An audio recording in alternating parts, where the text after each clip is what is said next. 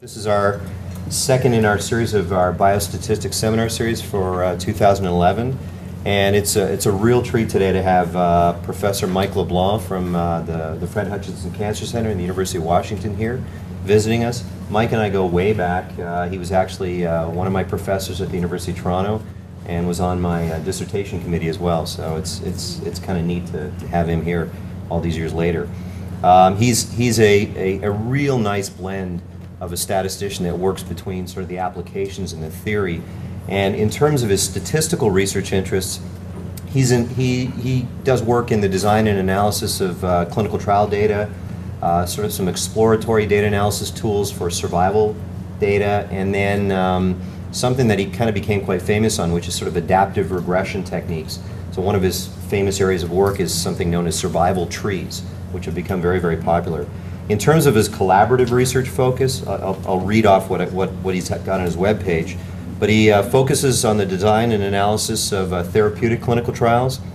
He leads the statistical activities related to Phase 2 and Phase 3 clinical trials in lymphoma for the Southwest Oncology Group for the SWOG Statistical Center.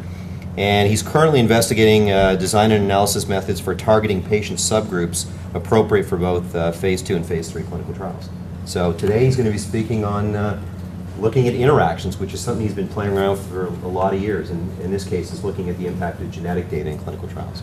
So welcome to Mike.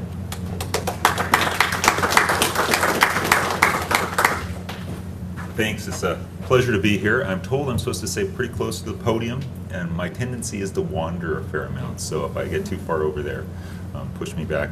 It's a pleasure to be here. It's also been great meeting with people and finding out what sorts of research topics they're working on and issues and working in trials. I'll give some disclaimers first and some things, because I think we have a pretty broad audience, some statisticians, some epidemiologists, maybe some clinicians as well. And so for the statisticians, I apologize, there are very few proofs. For the clinicians, I apologize, there's probably too much in the way of numerical things and a few symbols in places, so I'll apologize there. And to the broader audience, since you may not be interested just in trials in oncology, that's where I live, and so it's a lot of times it says trials, but of course there's specifics to where I do clinical trials or where I try to help out in clinical trials. And it's really in the helping mode that I try to learn a little bit of what's going on for my clinical colleagues and frustrations they have and frustrations I have. So I'm at the Fred Hutchinson Cancer Research Center, as Sunil was saying, and most of the collaborative activities related to the Southwest Oncology Group, where the statistical center resides. And it is a great pleasure to come back here or come here and see Dr. Rao in a different role. I haven't changed much in my roles over time, so that's at least one of us is moving along. So in terms of content, this is mostly to remind myself what I'm going to try to talk about today. I may not get through all of it. So provide a little bit of background of why I'm interested in this problem, or why everybody seems to be frustrated with this issue, which is we develop new therapies that are hopefully targeted for specific molecular pathways or components of cancer patients. So in doing so, it seems like my clinical friends are believe that there's variation in efficacy everywhere. That may or may not be true, but it causes frustrations in terms of actually developing a trial. And part of the reasons why we think we can get at that is because we have new and better types of data on those patient samples and tumor samples. I'll sort of focus the whole problem in terms of a simple mathematical model, thinking in models for associations, and so I'll spend a couple minutes doing that. And then say that, well, there are complicated ways, regression tree is one of the things I worked on a long time ago, one of the ways of analyzing that data, that maybe what are a couple of simple ad hoc things you can do to sort of filter the problem first. And so I'll spend more time talking about a couple ideas we played in the recent past, which seems like a little bit backwards and wrong ways of thinking, but looking for main effects when you're really looking for interactions, looking for interactions when you're really looking for main effects, and then seeing what you can do. Can you put this to work and say, in the context of the clinical trial, how bad can I go if I try to learn about what's going on while the study's actually going on? You know, adaptive trials are a big deal now, but there's various flavors of what people mean by adaptivity, but is that always a good thing? And then probably the most important part of this slide is to acknowledge who I work with. On the interaction side, I work with Charles Cooperberg, who's also at the Cancer Center, and it's always great to have great students around. And James Dye is a former student who we hired back to the Cancer Center again. We didn't let him get very far. And then a long-term clinical collaborator in terms of methods development, John Crowley. And below that slide are a lot of statisticians that I work with closely in terms of clinical trials design, but they are not listed on this slide. So what are some current issues? And many of these, I think I meant to state, it's very clear I'm a statistician, so I really don't understand what's going on in terms of the biology, in terms of what's going on here. So please feel free to interrupt me and say where I'm misguided in those areas as well. But here are some current issues in clinical trials.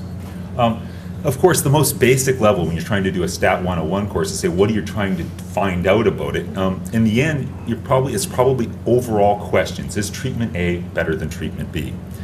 But the trouble is, as I said, that there's additional complexity now, and it may not be so simple. So because we can collect all these measurements on patients, genetics, proteomics, we're going to sequence everybody and everybody's tumors. Can you target either the therapy or provide some inference in what's going to happen to certain patients? For instance, do you expect a higher toxicity? That's often happens, that there's probably some subgroup of patients who might benefit from therapy but are going to experience way more nausea and vomiting and things like that, so, as well as understanding biology. And to emphasize, these are overused terms, personalized medicine and stratified medicine, but we have to learn to live with them. I should say it's more of an opportunity. It's sort of phrased as a negative, but it's really both. So to put it in historical context, and because I work in lymphomas, I'll present a study here that was done, started in the mid-'80s. It also gives a frame for people who don't work in oncology why the timeline is so long. It was published out in the mid-'90s, early '90s, so it took a few years to accrue and a few years to get follow-up. And it was negative. There are 4 treatment arms here listed, probably too small by today's standards in terms of the total number of patients, but the control arm in this study was CHOP. It's a combination chemotherapy. All the other ones are also combination chemotherapies. And there have been pilot studies for each of those 3 other arms. They look great. But in a randomized comparison, there was nothing going on. So nothing was better than CHOP alone. And this was an important study, and it's negative because it kept CHOP as a backbone for diffuse large B-cell lymphoma patients for a long time. So it was a critically important negative study. But what's not highlighted in this slide is the heterogeneous mess of patients that were on this study by today's standards. There's B-cell lymphomas, there's T-cell lymphomas, there's mantle cell lymphomas. We might be treating each one of those patients differently now. We suspect treatment at least have different prognosis, but also the efficacy. I assume everybody's familiar with survival curves, so this presents the proportion of people alive as you move along. I got my laser pointer here if I know how to use it right. So years from registration or from randomization, this presents the percentage of patients alive over time. So I'll present several survival curves, so I want to make sure everybody's on that basis. Please interrupt me anytime you want to. So where have we come since that time? Well, we do have treatments that target different groups. Breast cancer, we have Herceptin. We have other treatments in different groups in colon cancer and lung cancer. We have, back to lymphomas, we have Rituxan, which was called here rituximab, which targeted CD20 positive B-cell lymphomas, a subgroup of that first study we saw before. We have, I'm blanking on the imatinib. I'm blanking on the drug name for that. But it was a study I was involved early in the Southwest Oncology Group where the effect was so large we couldn't randomize it against standard therapy. And so those are the drugs that are targeted at specific tumor types. But in addition to that, there's people developing risk scores which don't just predict outcome, but are hoped to predict whether the treatment's efficacious or not. And there's one that's commercialized called Oncotype DX, and I'll show an example of that in a bit. But it has implications in terms of trial design. So I don't want to take this too long, but where did we come from that point? Well, in this century, there was finally a study looking at Rituxan in these diffuse large B-cell lymphomas that were CD20 positive, actually in older patients. And what you saw that it doesn't look like a huge success, but it was significant and repeatable that Rituxan, this targeted therapy, actually improved overall survival and progression-free survival. And then thinking about this almost the same time as this, there was a lot of gene expression work being done. I was involved with some of it, looking at prognostic subgroups done primarily out of the NCI, and there's a paper by Rosenwald here. But the message was that even though we could, once again, we could show an improvement in these CD20 positive patients, but we're looking for, does everyone respond to Rituxan or not? And so even though we can do prognosis analysis, we still don't really know yet whether there are subgroups that are better treated by that drug or not. Some people have some ideas, but they really haven't been validated yet.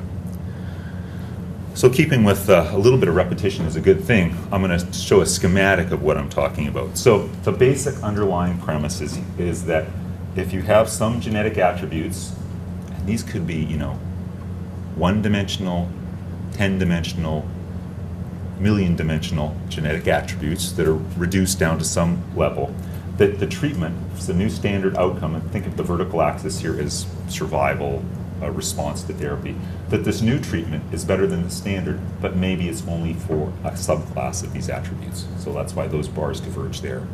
The additional complexity, of course, is the adverse event aspects may be different. You may get higher numbers of toxicities making people sick in a different thing. So the theme is, how do you design studies that are easy to interpret, that gives you good answers when you got this variation going on? There's a next level question I'll get to in a minute, but I think it's always good to have a low bar first before you jump over the big ones. So, I guess I'm not looking at the camera here. Genomics